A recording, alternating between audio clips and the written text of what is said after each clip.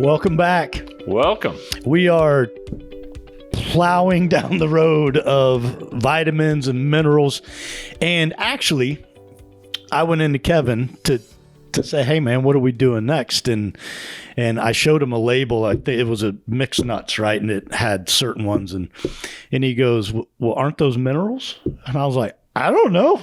Right. I think that's a big, like, what's the difference between a vitamin and a mineral? It's really like, it's always said together. So it's like there's no separation. They're synonymous with each other. Honestly, researching it, there is differences, but it's like, did you take your vitamins and minerals? I don't know. Right. No, dude, I found this fascinating to go down this trail of what's this different. was a good pause, right? Yeah. So you want to lead off? No. No? No. All right. So one of the coolest things I figured out, not I figured out, someone else taught me. So vitamins are considered organic. And organic is a fancy word for carbon-based compounds. Okay. They all have carbon in them. Okay. Which we know that carbon sustains life, right? The human body and carbon good, right? So minerals, on the other hand, are all found on the periodic table. They're all elements. That makes sense. Yeah. You know, iron, Fe. Right. Okay. Right. Got it. So, just getting that kind of clarity. Potassium K. Exactly. I remember. Phosphorus. pH? I think. Yeah. Okay. I think it may just be P. And that's why potassium's K. Weird. Okay. But anyways. We'll stop there. so in the vitamin category, there's kind of like a major split. And you mentioned this. You saw this research. There's fat soluble vitamins, meaning they dissolve well in fat, and there's water soluble. Yes, and there's 9 water soluble vitamins, which means there's 5 fat soluble vitamins. Okay. So your 9 waters include the A's, the D's, the E's, and all the K's, or it'd be all the D's, right, and the K's. And C is water. C is water as well. Yeah, I missed that one. ADECK. So your fats are obviously, a lot of your B's are your fats. Okay, which makes sense. And I guess the main difference in the two is fat soluble vitamins we tend to hold in reserve, or I don't know if that's the right language, but they can remain in the body. Okay. Whereas water soluble, we expel through the urine, right? Or through the intestines, I would imagine, right? I mean, intestines too. Yeah, through our normal bowel or whatever. Yeah, I mean, potty breaks. Right. Yeah, I mean, that's why they was it Dr. Klenner? Was it he said that you take enough vitamin C in order to get to loose stool, and then once you're there, that means you're getting maximum absorption that your body can actually physically handle. Okay. So water soluble. It's part of why we have absorption issues, right? It is, especially with the water solubles, they just don't stick around very long. Right. And it's why you have to take those, and also in order to get maximum vitamins, you have to take those in periodic increments. You go take 5 1,000 milligram pills. Number one, your stomach's going to be upset. Number two, you're not going to absorb. You're not going to absorb it. You're just going to pee it out. Your pee is going to be green when you wake up in the morning, and so it's important to take those in over time. So it appears like the fat soluble doesn't have the same problem, right? Right. It will take longer to absorb. Stores up in the liver, different places. Very interesting. And yeah, we're able to retain it longer because it's fat soluble. So I had in doing this research, it kind of hit me. I'm like, okay, there's one vitamin A, there's one vitamin C. How come there's so many vitamin Bs? Because I think I counted 8 different vitamin Bs. B1, B2, B3, B5, B6, B7, B9, and B12. And kind of same, we have D1, D2, D3. Mm-hmm. Like, So how did that happen? If we're naming these things in order, well, I did the research, right? Preach it. I don't remember the scientist, but he discovered vitamin A, and at the time he named it factor A.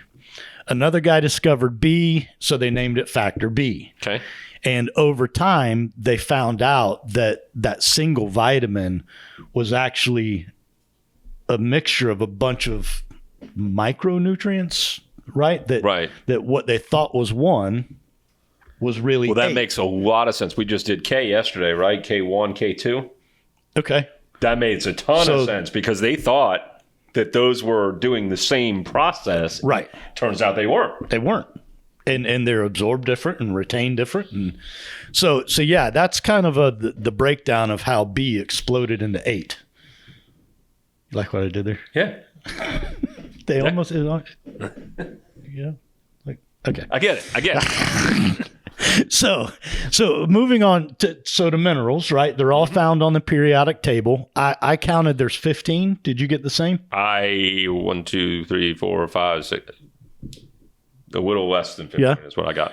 And some of them, I guess, we only need very small amounts. Those are considered, they're split up. Of course, minerals are split up as well, macro and micro, right? And your macros are calcium, phosphorus, magnesium, sodium, potassium, chloride, sulfur. Your micros are iron, manganese, copper, iodine, zinc. So I'm gonna hit you with a pop quiz. This is I don't think I'm prepared for good a pop quiz. Information. Okay. So carrots are good for us. Mm-hmm. So we're told specifically for eyes, right? Well, beta carotene is what's found in carrots. Mm-hmm. How come it's not on here? I don't know the answer to that. So. But what I do know is that the human body converts beta carotene into vitamin A. And it's not the beta carotene at all that's good for the eyes or the carrot.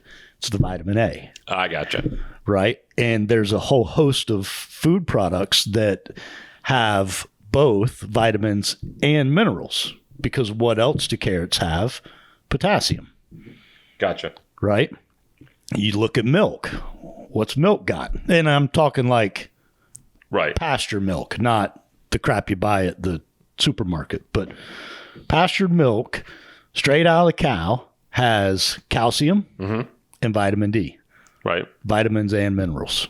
So I found that kind of fascinating that certain organic food products will actually contain multiples.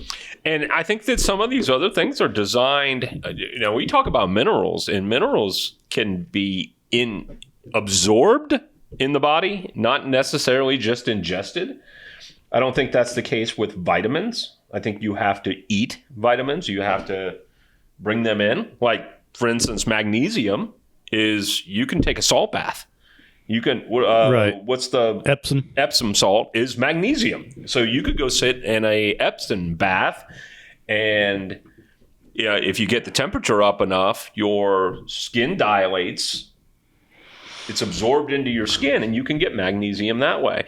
I used to hear that, working and gardening in the yard and everything was good for you because your hands were in the soil and you're getting lots of good bacteria and lots of minerals that you're actually bringing in. Earthing, grounding. Right. When your mom said go out and play in the mud, it's good for you.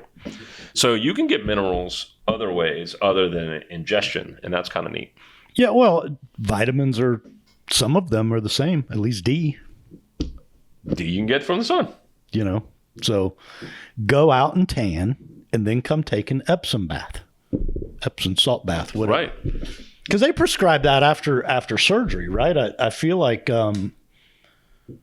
someone I know that had a procedure on the female parts was supposed to take multiples. I'm being ambiguous on purpose. I know. I figured. We're supposed to, I think it was 2 or 3 a day of Epsom hot salt. water and Epsom.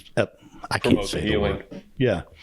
So I didn't know why. So you're saying it's magnesium? Magnesium is definitely the Epsom salts. I didn't know that. Yeah.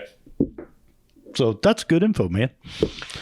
So yeah, it was interesting to, that again, vitamins in large part are carbon based. Minerals are on the periodic table. and they all do their own.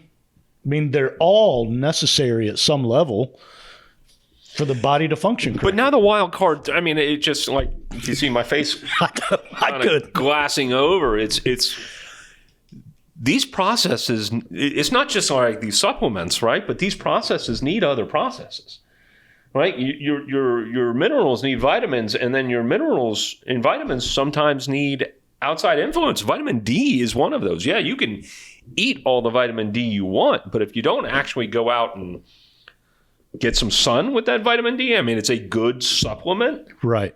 But there is another process involved in that, transfers.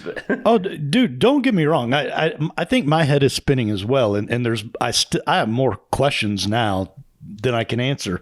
I mentioned to you before we came in here is obviously I believe in a God, an intelligent designer. I don't know what everybody else believes in, but why are so many vitamins fat soluble and then a handful water soluble?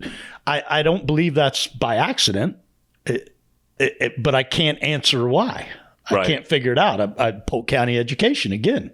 It's haunted me for a long time. Why can't you just eat vitamin D? Why do you have to have it like pushed into the sun? And, I don't know. It's fascinating though, and it was really cool to learn a little bit more. To your point of get your vitamins and minerals. Well, what does that mean? Right. So yeah, do your own homework, man. It's kind of cool to read up on what the differences were. There was a bunch of YouTube videos. Oh, there's a ton of resources. I mean, when you start Googling what's the difference between a vitamin and a mineral, you have probably neat article. Yeah, probably one of the best ones that I did in my research was actually Khan Academy. And if you're not familiar with Khan Academy, I've got a senior in high school and one that just left. It's SAT, ACT prep. Gotcha. And I was like, oh, this is what my daughter's supposed to be doing it, to which she never touches. So yeah, it was a really informational video of breaking it down, and it was good. Cool. It was good. So that's it, folks, right? You good? That's good. Questions, comments, concerns, hit us at snackcast@yes.fit. Stay moving. See ya.